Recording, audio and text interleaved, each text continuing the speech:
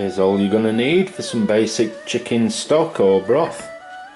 Some raw chicken, a good stick or 2 thin sticks of celery, some garlic, a couple of carrots, an onion, and because I'm making a Asian dish with my chicken stock, I'm going to use the stalks of some coriander.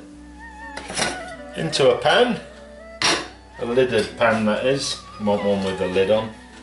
It's time to go in with your chopped up garlic, onion, celery and carrot,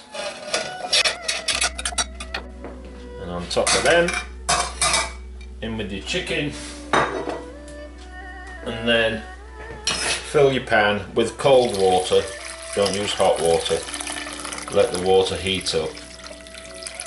So you're going to fill your pan with cold water, bring it to a boil, then turn it down low to a simmer and simmer that for at least an hour. When you've got your stock simmering, as I have, if you're making a specific dish with your chicken stock, you can go with some herbs. Just use the roots that you never use anyway.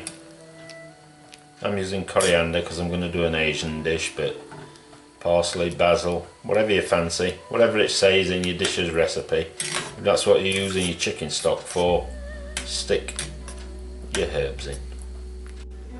When it's finished simmering away, I like to go in with 2 sieves, one a fine one and one a bit bigger, just to catch the bigger stuff, and then put it into the container that you're going to keep it in.